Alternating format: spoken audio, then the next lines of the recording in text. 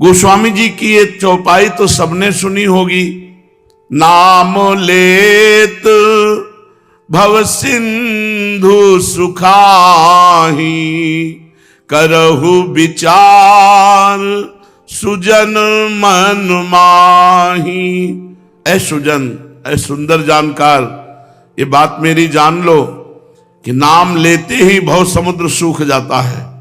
अब विचार करो कौन सा साधन श्रेष्ठ। नाम लेते ही भव समुद्र से पार होने की बात जाने दो, सूख जाता है।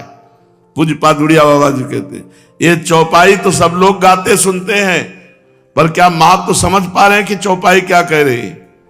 कि नाम से बढ़कर कुछ नहीं है, निरंतर नाम जप करो।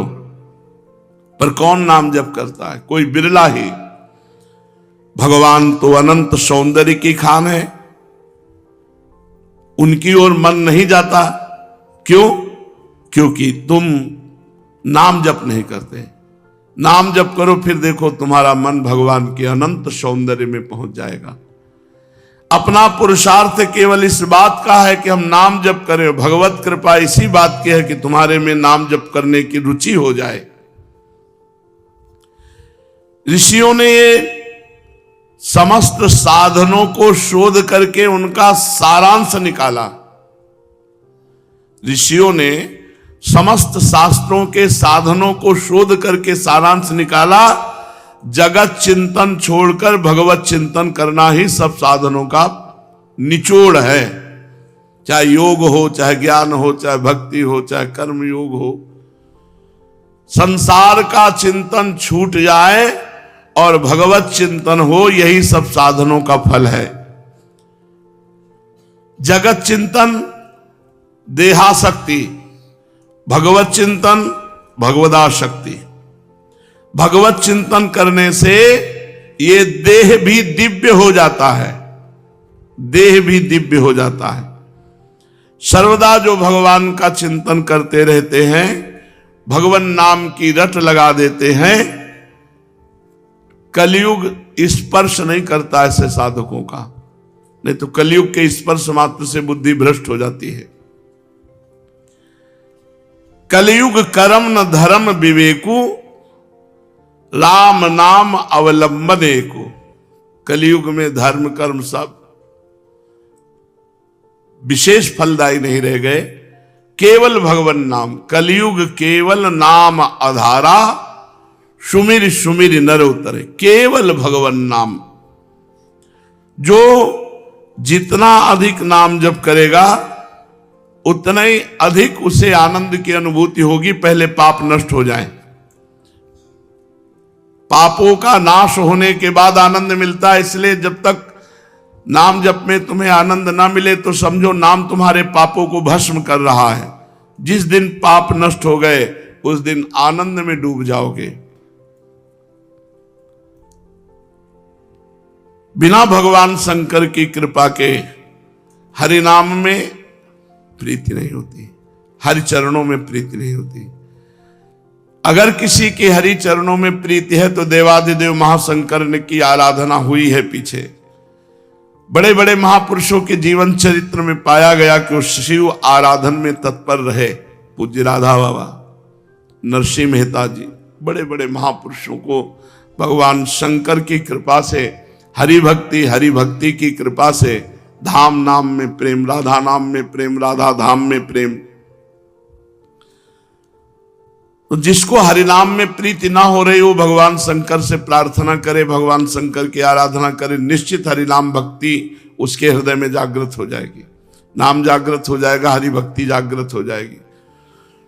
अयोध्या वासियों से भगवान श्री राम बैठाल करके हाथ जोड़ के कहते हैं, और एक गुप्त मत सब ही कहो कर जोरी, शंकर भजन बिना नर भगति न पावई मोरी, जा पर कृपा न करही पुरारी, सो न पाव मुनि भगति हमारी।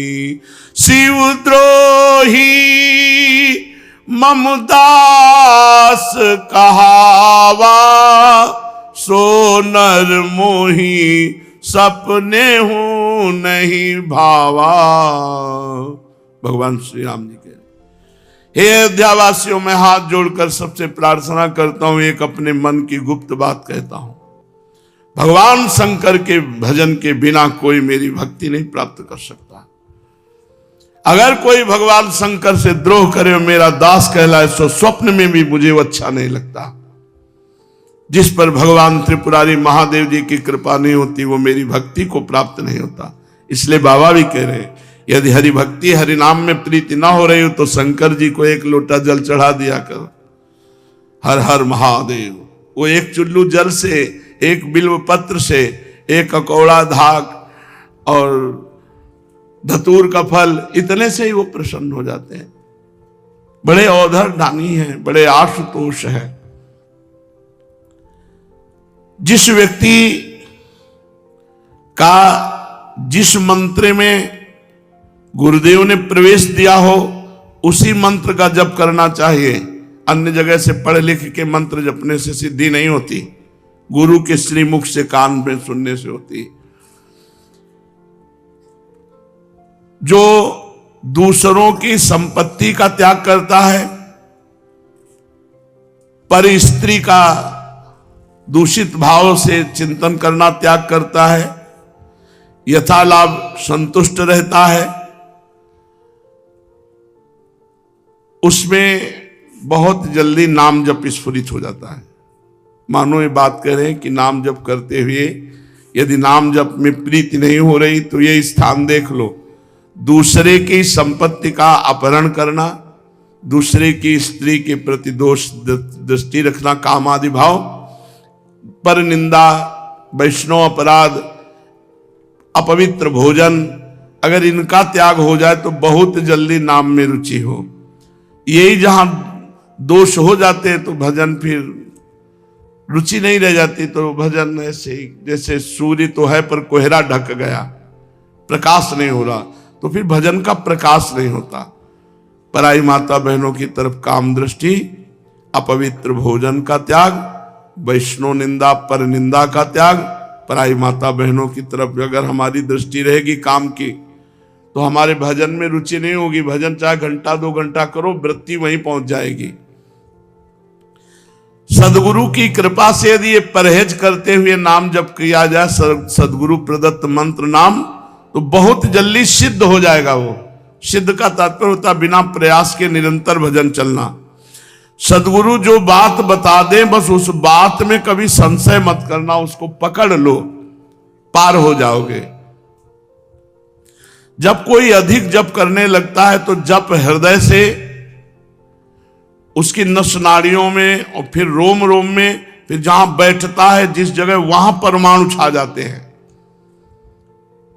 एक बार दंडवती परिक्रमा लगा रहे थे गिरिराज जी महाराज की, सदगुरुदेव भगवान साथ थे। तो पूछरी के लोठा में जब पहुंचे तो उसी समय कुछ दिन ही हुए थे, शरीर पूरा हुआ था। पूज्य श्री जगन्नाथ दास बाबा जी बड़े सिद्ध महापुरुष थे, कई बार दर्शन हुए उनके। मध्याह्न में जब विश्राम को लेटे, थोड़ी देर में करवट बदला, देखा गुरुजी नहीं। उनका दंडोती लगाने चले गए, ऐसा तो अभी तक नहीं हुआ।